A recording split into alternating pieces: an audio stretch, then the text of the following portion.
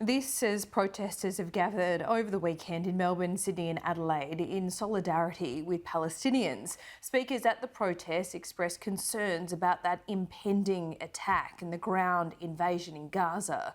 Joining me now is Noura Mansour, one of the organisers of yesterday's rally in Melbourne. Noura, thanks so much for your time. First of all, I want to say I hope your family and friends, if you have them in Gaza, are okay. But we just have heard a few developments over the last, couple of hours even, about the invasion, possible ground invasion. Do you accept that Israel, on face value, is trying to make that distinction between Hamas and Palestinians as they target some of these areas? Thanks for having me, Laura. It's a pleasure to speak to you and your audience. I think we need to keep in mind that Gaza is there's 2.2 million civilians in Gaza. Gaza has been under siege for the last 16 years, military, naval, and clearly aerial blockade. So when we talk about Gaza and the density in which the people in Gaza live, it's impossible to make that kind of distinction. But also, we've seen recently the Israeli army calling on Gazans in the north to evacuate, but also targeting people evacuating as they flee in their trucks. So, sorry, go on. So, I mean, my question to you is, how is that? Is Israel really trying to spare civilians, as it basically is saying that?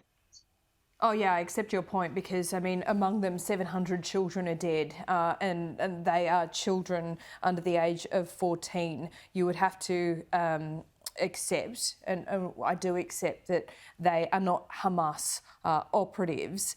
But to what Joe Biden has just said, Noura, that Hamas needs to be eliminated. Is Hamas the real enemy here? Hamas is a guerrilla organization, and as such, it deploys guerrilla tactics. Yeah. Some of these tactics are in breach of international law, but Hamas has been around since the 80s. Clearly, the issue here goes back and dates back to, way before the 80s and before Hamas. Root cause of the problem here is that we have an asymmetric warfare. We have an asymmetric situation where there's one side that enjoys freedom and access to food and water and medical supplies. And on the other hand, we have a besieged population, people under occupation, according to international law. We have apartheid walls, we have checkpoints, and we have people that are denied their right to return. And that's over 75% of the Palestinian people. So that is the root cause of the problem. I think it's important to keep in mind that unless we address the root cause of the problem, we keep finding ourselves sadly in the situation where both civilians on both sides are paying the heaviest price, specifically children in Gaza. We all know that over 60% of the population in Gaza are in fact children. Yeah, that's right. 44% of them are under the age of just 14, and that's something we need to remind ourselves of. But I want to talk to you about the Jewish population in Australia, because they have stepped up security in places like the eastern suburbs and around Melbourne, and there is certainly a fear of personal safety, and I think that is legitimate in some areas. I don't think that should be happening in Australia right now. What is your view on that? Because I think there's been a conflation here that that Jews are necessarily Zionists, or Jews in Australia are having to, repent, for want of a better term, for the sins of an Israeli government half the world away. What is your view on that, Noura? I agree, Laura. I don't think it should be happening in Australia or anywhere around the world. I don't think we need to be conflating. And this is where, yesterday Israeli has been very clear in terms of the messaging and what the Palestinian cause is about. And that's what we've been asking the community of supporters as well to respect that. When we talk about the movement for Palestine, the movement for Palestine has always had people from different walks of life, including Jewish people, Muslims, Christians, Hindus, First Nation people, other indigenous groups. So I think it's important to keep in mind that the fight in Palestine is for global human rights of justice, freedom, and equality and freedom for all. Yeah, that's right. And Noura, before I let you go, were you satisfied with the tone of the rally yesterday? Because as you point out, and you would know this, there is a lot of Jewish Australians who don't agree with a blockade of Gaza, and they, grieve for the killing of innocents too.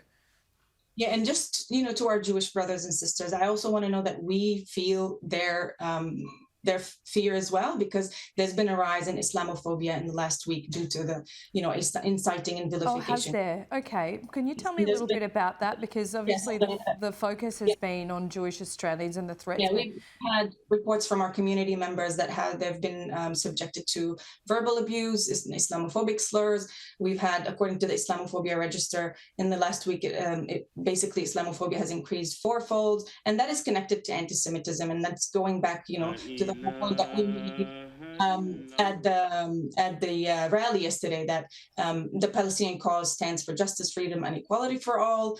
And just to answer your question, we were quite happy with the turnout. We actually we did not expect this many people to show up. But also, I want to take this chance to thank our community of supporters for demonstrating such peaceful and wonderful behavior in terms of staying on point and making sure that the rally is in a peaceful manner.